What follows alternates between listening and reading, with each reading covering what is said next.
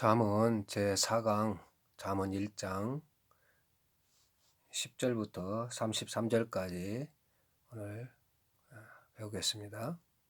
먼저 지난번에 잠언 1장 1절부터 9절까지 내용 중에 잠언의 목적, 잠언 1장 2절에서 4절까지 되어 있습니다. 잠언은 지혜와 훈계를 알게 하며 명철의 말씀을 깨닫게 하며 지혜롭게 공의롭게 정의롭게 정직하게 행한 일에 대하여 훈계를 받게 하며 어리석은 자를 슬교롭게 하며 젊은 자에게 지식과 근신함을 주기 위한 것이다 하는 것을 배웠습니다. 또한 지식의 근본은 여호와를 경외하는 데부터 시작된다는 것을 우리가 배웠습니다. 그러면 오늘 먼저 잠언 1장 10절에 있는 말씀, 내 아들아 악한 자가 너를 낄지라도 따르지 말라, 이런 말씀이 있습니다.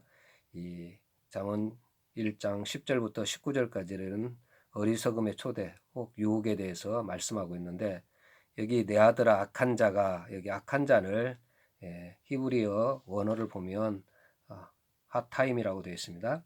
이 핫타임은 우리 쉬운 말로 성경 전체적으로 볼 때는 죄인이라고 이렇게 표현되어 있습니다. 창세기 13장 13절 말씀 보면 소돔 사람들은 여호와 앞에 악하며 큰 죄인이었더라. 보면 죄인이었더라 하는 말이 핫타임입니다. 또한 잠언 열왕기상 1장 21절에도 보면 그렇지 아니하면 내 주 왕께서 그의 조상들과 함께 잘 때 나와 내 아들 솔로몬은 죄인이 되리이다. 이 여기 죄인이 되리라고 하는 말씀도 똑같이 핫타임입니다. 그래서 오늘 여기 잠언에 1장 10절에 나와 있는 악한 자를 저는 죄인으로 이렇게 생각해서 이렇게 표현해서 말씀하고 있습니다. 그래서 여호와 하나님을 경외로 출발하는 진정한 지혜와 지식 따라 사는 실천 요강 1조는 10절에 있는 말씀, 죄인을 유혹할 때 넘어가지 말라고 이렇게 말하는 부분이다. 여기서 문제는 죄인이 유혹할 때 함께 원해서 따라가지 말라고 볼 수 있고, 또한 죄인이 유혹할 때 가지 말라고 이렇게 볼 수 있다. 죄인들의 길을 유혹할 때 너는 좋다고 나서지 말라고 한다. 지혜는 바른 것과 관련해서 떠날 수 없다. 어리석음은 바른 규범에서 떠나는 것이다. 지혜는 바른 돌이, 어리석음은 여기서 떠난 것이다. 바른 것에서 떠나고자 할 때 거기에 미혹되어 따라 나서지 않는 것이 지혜로운 삶의 실천 요강 1조이다. 지혜에 대해서 실천 요강을 말하면서 바른 것을 떠난 자는 어리석은 말에 유혹되지 말라고 말한 것은 신자의 삶의 환경이 유혹과 미혹의 삶임을 암시하고 있다. 결국 우리가 이 땅에서 하나님을 믿으며 신앙생활 제대로 하려고 바른 길로 나아가려고 하면 이렇게 항상 유혹하고 미혹하는 그러한 것들이 있다는 겁니다. 악한 마귀가 가장 싫어하는 것이 뭐겠습니까? 바로 예수를 잘 믿고 믿음으로 바른 길로 나아가는 것을 싫어하기 때문에 악한 사탄은, 마귀는 늘 우리를 유혹하고 미혹하는 그런 사람을 통해서든지 세상의 여러 가지 물질을 통해서 우리를 미혹해서 넘어뜨리려고 한다는 것을 우리가 말씀하고 있는 거죠. 그러면 11절에 보면 그들이 내게 말하기를 우리와 함께 가자. 우리가 가만히 엎드렸다가 사람의 피를 흘리자. 죄 없는 자를 까닭없이 숨어 기다리다가, 여기에 우리와 함께 하자, 즉 함께 하자, 이 말은 정말 흉악한 말입니다. 13절과 14절에 보면, 먼저 13절 보면 우리가 온과 부활을 얻으며 빼앗은 것으로 우리 집을 채우리니, 온과 부활로 우리 집을 채우자 하는 그런 부자가 되자 이렇게 유혹한다는 거죠. 또 14절에도 보면 너는 우리와 함께 제비를 뽑고 우리와 함께 전대 하나만 두자 할지라도 우리 중에 제비를 뽑자, 공평한 이제 우리가 나누자, 처리 방법을 쓰자, 우리가 함께 전대 하나만 두자, 공유하자, 이 말만 들으면 이웃과 관계에서 가장 바람직한 그런 행동이라고 볼 수 있습니다. 이 말은 누구를 제외시키지 않고 함께 하자는 그런 뜻이죠. 요한복음에서 예수님께서도 함께 나누는 것이 사랑의 본질이라고 말합니다. 여기 함께 하자, 함께 가자, 전대 하나만 두자는 것은 공유한다는 뜻이다. 이러한 사랑이 넘치는 공통체가 어디 있을까?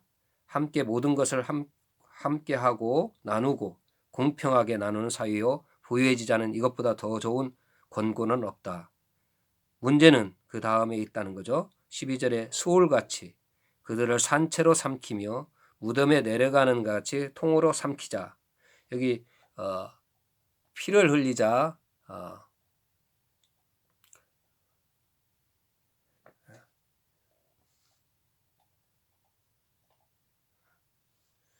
사람이 피를 흘리자.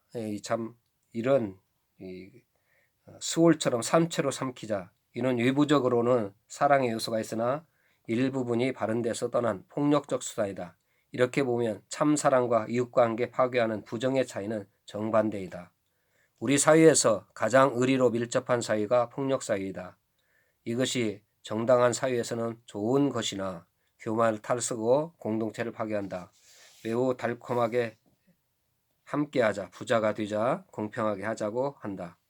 교회에서는 더 거룩하게 나타난다. 그러나 그것이 타인을 억울하게 하는 것이면 그것은 가장 위험하고 독소를 품는 거짓 사랑이다. 사랑을 까닭없이 해치는 데는 당파성이 있다. 우리끼리 어떻게 해서 타인의 것을 빼앗자는 것이다. 당파성만큼 무서운 것은 없다. 사도 바울은 고린도 교회에 보내는 서신에서 제일 먼저 이 당파성에 대해서 언급한 것도 그러한 이유가 있을 것이다. 당파성은 이기심이 전제된다. 서로 이익을 위해서 뭉친 것이다. 이것에 넘어가는 사람은 어리석은 사람이다. 부자가 되기 위해 자기 집 채우려고 부정한 일 한 사람이 난을 이유 없고 타인의 것 갈취하는 사람이 서로 나눌 이유 없다. 이익이 성취되면 그 안에서 또 싸우게 된다. 그 다음에 이 유혹의 말, 이 악한 마귀가 하는 것이 위선성입니다. 마귀는 거짓의 아비이다.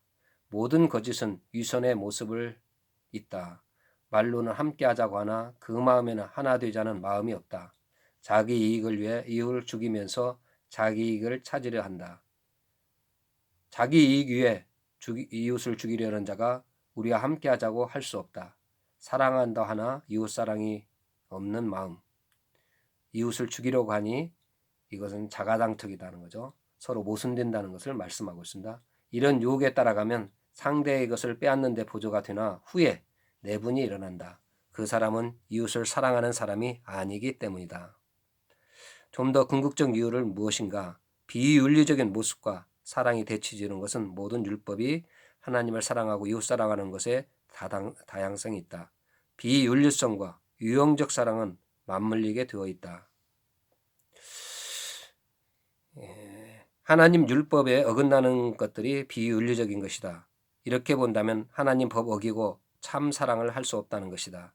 하나님 법과 사랑은 같다는 것이죠. 여기서 참 사랑의 불의가 섞일 수 없고 의와 함께 가는 것에 이유가 가늠할 수 있다. 그래서 오늘 그 악한 자들의 유혹하는 것이 거짓과 폭력 이러한 것으로 다가오죠. 마태복음 26장 57절부터에서도 보면 그 당시 예수님 당시 대제사장들 그 다음에 장로들과 또 바리새인들 이런 사람들 사두개인들이 공의의 예수님을 데리고 옵니다. 여기 보면 먼저 예수님이 어떤 죄를 지어서 그들을 이제 잡아와야 되는데 예수님이 아무 죄도 죄목도 없이 무조건적으로 이제 예수님을 겟세마네 동산에서 잡아와 가지고 공의에 세웁니다. 그리고 거짓 증인들이 이런 말 저런 말 하는 것을 이렇게 해서 예수님을 정죄하려고 하는 거죠. 이게 바로 그런 거죠. 예수님이 살인을 했다든지 밀란을 일으켰다든지 어떤 그런 죄목을 가지고 예수님을 체포해서 와야 되는데 무조건 체포해다 놓고 이제 거짓 증인들을 내세워서 예수님을 정죄하는 그러한 것들을 봅니다. 이게 바로 사탄이 우리 하는 일들이라 할 수 있겠죠. 그래서 이러한 부분들을 우리가 잘 생각해야 될 부분입니다. 오늘 여기 15절을 보면 내 아들아 그들과 함께 길을 다니지 말라. 내 발을 금하여 그 길을 밟지 말라. 그래서 그런 악한 사탄의 꼬임에 받는 그러한 사람들과는 함께하지 말라고 말하고 있습니다. 16절에 대저 그 발은 악으로 달려가며 피를 흘리는데 빠름이니라. 이렇게 해서 그들은 다른 사람들을 상대를 이제 해를 입히는 폭력을 행사하는 우리가 곧 그것이 뭐 칼로 쳐서만 그런 폭력만이 아니라 말이나 우리 어떤 그러한 생각 어떤 그런 죄악된 것으로서 우리가 사람들을 죽이는 그러한 모습들을 우리가 보여주고 있습니다. 17절에 보면 새가 보는 데서 그물을 치면 헛일이겠거늘 이렇게 말씀하고 있습니다. 새가 보는 데서 그물을 친다는 거 헛일이라 이렇게 말하는 이 내용은 은밀하게 숨어있는 강도들, 이렇게 폭력자들, 악한 자들의 정체를 드러내는 존재가 존재하고 있다는 것을 강조하고 있습니다. 그래서 은밀히 지금 하나님께서 아무리 강도라든가 도둑놈이 나쁜 짓을 하는 모든 것들을 우리 하나님의 눈을 속일 수가 없다는 것을 이렇게 17절에는 비유적으로 이렇게 새가 그물 보는 데서 그물을 치면 헛일이겠거늘 이 말씀을 주시고 있습니다. 그리고 그들이 가만히 엎드림은 자기의 피를 흘릴 뿐이요 숨어 기다림은 자기의 생명을 해할 뿐이다 이렇게 말하고 있습니다. 결국 자기들이 흘린 피 이렇게 그 피의 대가를 받아서 자기들의 피를 흘릴 뿐이라 이렇게 말하고 있죠. 19절에 이익을 탐하는 모든 자에게는 다 이러하여 자기의 생명을 잃게 하느니라. 탐하는 자는 불의한 이익을 탐하는 자로 성경에 쓰인다. 불의한 이익을 탐하는 자로 말하는 것은 10절에서 볼 때 무엇을 염두에 두고 있을까? 불의하게 착취하려는 목적은 자기 별 채우려는 데 있다. 악행의 근본 동기가 이기주의다. 타인의 것을 빼앗으려는 욕심이 있다. 욕심 없이 이웃에게 범죄하는 경우는 없다. 모든 이웃관계의 범죄를 요약하면서 10계명의 마지막에 탐내지 말라고 한다. 어떤 유익과 이기적 목적을 얻으려 행위는 악행이다. 골로새서 3장 이렇게 5절에 보면 이제 말씀을 주시고 있습니다. 그러므로 땅에 있는 지체를 죽이라. 그 음란과 부정과 사욕과 악한 정욕과 탐심이니 탐심은 우상숭배라. 그래서 이기적인 욕심을 따라 이렇게 하는 것이 곧 우상숭배와 같다고 말하고 있습니다. 그 다음에 마태복음 6장 24절에 보면 한 사람이 두 주인을 섬기지 못할 것이니 혹 이를 미워하고 혹 저를 사랑하거나 혹 이를 중히 여기고 저를 경히 여김이라. 너희가 하나님과 재물을 겸하여 섬기지 못하느니라. 그래서 바로 성경에서 우리에게 주시는 말씀은 바로 물질의 탐욕이 어두운 자들은 하나님을 섬기지 못한다고 그렇게 말하고 있고, 물질의 탐욕을 가진 자들, 이렇게 하는 사람들이 하는 일들은 결국 하나님을 떠난 생활이라는 것을 말하고 있습니다. 오늘 결론 부분이 색다르다는 것을 봅니다. 불의한 죄 자체가 그 생명을 취하게 되어 있다고 말하고 있습니다. 나중에 가서 범죄자가 그 범죄에 대한 보응을 받고 하나님을 경외하는 길이 최선의 길이라는 것을 말씀하고 있다는 것이죠. 미리 말하면 세계를 다스리는 분이 하나님이시라고 잠언에서 우리에게 말씀을 주시고 있습니다. 그래서 이 세상 모든 것들을 주관하시고 다스리시는 분이 하나님이라는 것을 잠언에서 지금 말씀하고 있는 것이죠. 그 다음에 잠언 1장 20절부터 34절까지는 지혜의 초청입니다. 먼저 20절, 21절 내용을 보면 지혜가 길거리에서 부르며 광장의 소리 높이며 시끄러운 길목에서 소리 지르며 성문 어귀와 성중에서 그 소리를 발하여 이르되, 지혜가 위치는 장소가 넓은 길거리고 성루, 성문이다. 왜 지혜가 위치는 장소가 바깥 큰 길 또는 성루, 성문 곁으로 언급하고 있을까? 대개 성문은 재판이 열리는 곳이다. 저자거리를 형성한다. 개인생활 중심은 집안이나 공동체 삶의 중심은 성문이다. 이와 관련해서 지혜가 위치된다고 할 때 모든 사람이 듣도록 위쳐진다는 것이다. 그러면 그것은 또 어떤 의미인가? 성문에서 공동체 삶의 모든 것이 이루어진다고 할 때 삶의 가장 평범한 장소, 일상생활의 도처에서 지혜는 그 소리를 높인다. 자선, 구제, 흥정 등 자잘구레한 삶, 긍정과 부정의 삶이 이루어지는 저자거리에서 지혜가 위쳐진다. 사소한 평상의 일만 아니고 가장 옳고 그름의 시비가 이루어지는 성문에서 지혜의 모습이 드러난다. 성문에서 그 지혜가 소리를 발하게 된다. 지혜는 집안의 은밀한 중에서도만 아니고 일상생활 확대 연장되어야 된다는 것을 나타낸다. 일상의 말씨 행동까지 지혜가 나타나 삶의 도처에까지 지혜가 위쳐져야 한다는 것을 의미한다. 세계는 하나님의 통치 질서 속에 있음을 언급했다. 하나님의 통치는 일상의 생활 구석구석까지도 이루어진다. 인간 편에서 인간의 삶이 일상에 드러나야 한다. 삶의 도처에서 지혜가 소리를 높여 누구에게나 자신을 제시하고 있다. 지혜라는 것은 하나님을 경외를 그 내용으로 한다. 이것이 누구에게나 제시되고 삶의 도처에서 잊혀진다는 것은 신약의 로마서 1장 20절에서 삶의 도처에서 지혜가 소리가 들린다는 말보다 포괄적이다. 온 땅에 하나님의 계시가 선포되는 소리가 충만하다.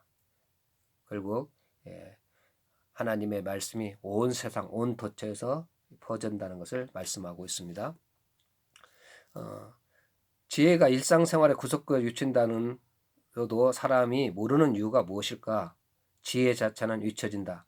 듣지 못하는 것은 인간의 책임이다. 일간 계시 영역도 포함된다. 하나님의 의로운 세계 통치는 곳곳에 이루어지나 깨닫지 못하고 지혜를 위치고 있으나 지혜를 듣지 못하고 지혜를 알았다는 자는 애곡시키고 있다. 우리 주위에서 보면 진실로 하나님의 복음의 말씀을 위치지만 그러한 것들에서 반응하지 않고 자기 마음대로 살아가는 세상의 모든 사람들이 많이 있다는 것을 우리에게 말씀하고 있습니다. 여기서 지혜와 관련해 우리가 처한 이질적인 다른 환경의 요소를 말할 수 있다. 우리가 사는 삶은 끊임없이 어리석음의 유혹에 작당하여 이웃을 해치자 하는 소리가 들리기도 하고 삶의 도처에서 하나님이 어떤 분이신가에 대해 지혜의 소리가 도처에서 들리는 세상이다. 어리석은 소리와 지혜의 소리가 세상에서 공존한다. 그렇습니다. 삶의 도처에서 지혜가 부름이 있고 나서 22절에 반문이 제시된다.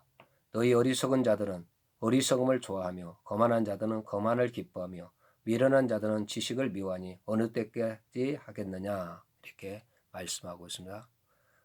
어리석은 자들은 어리석음을 좋아하며 지식을 미워한다는 것이죠. 어리석은 자는 적극적으로 어리석음을 사랑하고 오만을 탐하고 지혜를 미워한다. 어리석음의 적극적 성격을 말한 반면에 또한 일반 계시에 대한 인간의 부정 반응을 볼 수 있다. 진리를 억누르는 자는 참된 모습이 아니라고 잠언에서 이렇게 말하고 있습니다. 그 다음에 잠언 1장 23절에 보면 나의 책망을 듣고 돌이켜보라. 내가 나의 영을 너희에게 부어주며 내 말을 너희에게 보이리라. 여기서 지혜가 의인과 사람으로 된 것으로 본다. 지혜가 나의 영을 너희에게 부어주며 내 말을 너희에게 보이리라. 나의 책망을 듣고 돌이켜보라. 내가 나의 영을 너희에게 부어주면 나의 말을 너희가 보이리라. 너희가 내게 돌아와 순종하면 내가 나의 영을 너희에게 부어 흘러나오게 하고 내 말을 너희에게 알릴 것이라고 했다. 하나님의 지혜의 말씀을 삶 속에서 경험하여 알아가도록 하겠다는 것이다. 성령의 충만한 삶, 그것은 하나님 말씀에 붙잡혀 말씀대로 살아가는 삶을 말하고 있다. 성령께서도 밝히 증거하시고 있습니다. 요한복음 16장 8절에서 9절 보면 그가 와서 죄에 대해서, 의에 대해서, 심판에 대해서 세상을 책망하시리라. 죄에 대해서라면 그들이 나를 믿지 아니하며 이렇게 말씀하고 있습니다.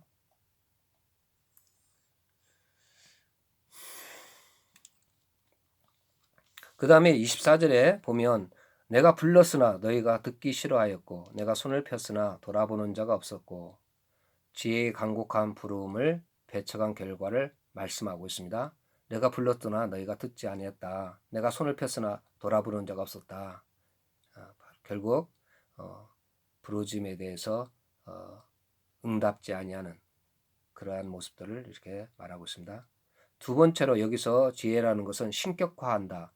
지혜를 신격화시키는 것은 지혜는 인격과도 관련이 떠나서는 알 수 없음을 말한다. 다시 설명을 드리겠습니다. 지혜를 신격화하는 것은 영적인 그런 존재로 이렇게 말씀하는 이런 부분들은 바로 우리 사람의 인격과 관련이 있다고 하는 것을 말씀하고 있는 겁니다. 그것은 지혜의 모든 것으로 의미한다. 모든 지혜의 근원이신 하나님, 고린도전서에서 하나님의 지혜를 말한다. 그래서 지혜라고 하는 것을 의인화시키기도 하고 또 신격화해 가지고 결국 우리가 그 지혜라는 것은 하나님께부터 나오고 또 그것이 인간이 책임을 지르듯이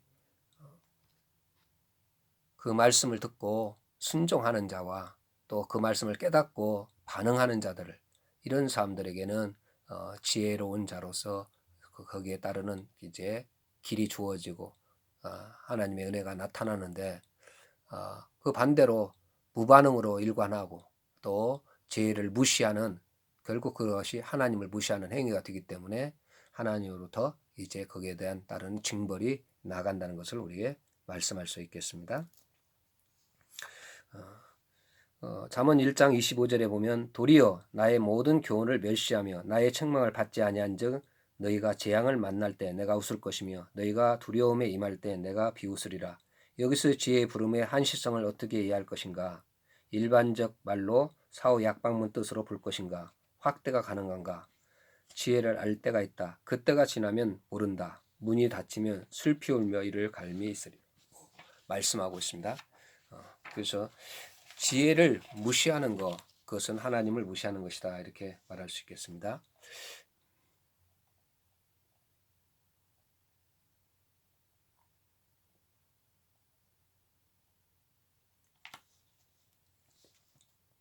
그 다음에 잠언 1장 27절에 너희가 두려움이 광풍같이 임하겠고 너희의 재앙이 폭풍같이 이르겠고 너희에게 근심과 슬픔이 임하리니 28절 봅니다. 그때 너희가 나를 부르리라. 내가 대답하지 아니하겠고 부지런히 나를 찾으리라. 그래도 내가 나를 만나지 못하리니. 삶의 도처에서 지혜가 누구에게나 잊혀지고 있다. 여기에 대한 반응은 부정적이다. 지혜를 반대하는 자들에게 돌아오라고 한다. 그리고 지혜의 강곡한 부르심을 거역한 결과에 대해서 말씀한다. 우선 이제 두려움이 임할 것으로 먼저 말씀한다. 그 다음에 29절에 보면 대저 너희가 지식을 미워하며 여호와 경외를 즐거워하지 아니하면 30절에 나의 교훈을 받지 아니하고 나의 모든 책망을 업신 여겼음이라. 하나님 경외가 곧 지혜 자체이다. 지식 추구 목표가 하나님의 경외이다. 즉 지식 자체가 하나님의 경외이다. 하나님 경외와 지식은 분리될 수 없다는 것입니다. 지식이 바로 하나님 경외와 분리 불가능하다면 지식 거부는 하나님 거부이다. 호세아에서 보면 이스라엘 백성들이 하나님에 대한 지식이 없어서 망하게 된다는 것을 말씀하고 있습니다. 잠언 1장 31절에 보면 그러므로 자기 행위로 열매를 먹으며 자기 꾀에 배부리라. 우리 삶 속에서 보응의 원리가 존재한다. 보응의 원리라는 것은 무엇인가? 보응의 원리 존재는 그 보응하는 인격적 존재를 인정해야 할 것이다. 행한 대로 그 열매를 먹게 되는 것은 지혜의 태도에 따라서 다른 결과를 초래한다. 지혜의 태도에 따라서 각기 보응의 원리가 존재하는데 어리석은 자에 대한 보응은 죽음이다. 지식의 결핍으로 어리석음에 상응하는 결과가 죽음이다. 그 이유는 모든 참 지식은 하나님 경외이다. 어리석음은 지식을 미워하고 거부하고 하나님을 거부하는 적극적 습경이다. 그러므로 그에 상응하는 것이 죽음이라는 것은 빈말이 아니다. 이것은 동시에 지적 영역에서의 하나님 경외, 배제가 죽음을 초래하는 무서운 죄라고 하는 것과 말해준다. 우리는 이것을 기억해야 된다. 이것이 죄이다. 지식 자체가 인간의 정신기능과 삶에 분리될 수 없다. 지식 배제는 하나님 경외의 배제로 죽음을 초래하는 무서운 죄의 형태이다. 32절 어리석은 자의 태도는 자기를 죽이고 미련한 자의 안일은 자기를 멸망시키려니와.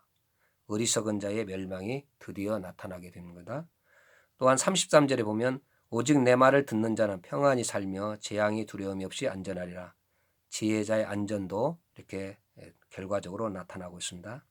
결국 7절부터 19절까지 어리석음의 모습과 악한 자의 부흥이 끝나는데 32절, 33절에서는 어리석은 자와 지혜자에게 각각 상응의 부흥이 있다는 것을 말씀하고 있습니다. 여기까지입니다. 결국 오늘 지혜의 초청을 너희가 거절하지 말고 지혜를 무시하는 자들은 하나님을 무시하는 행위이기 때문에 죽음이라고 말씀합니다. 그리고 우리가 참된 신앙의 길은 지혜, 하나님 말씀 그런 것들을 통해서 우리에게 말씀할 때 그것을 거절하지 말고 받아들이는, 즉 하나님을 경외함으로 그것들을 받아들여서 지혜와 지식을 내 것으로 만들어가는 것, 그것이 내 속에서 역사하도록 해주는 것이 참된 지혜자의 길이라고 말씀하고 있습니다. 여기까지입니다.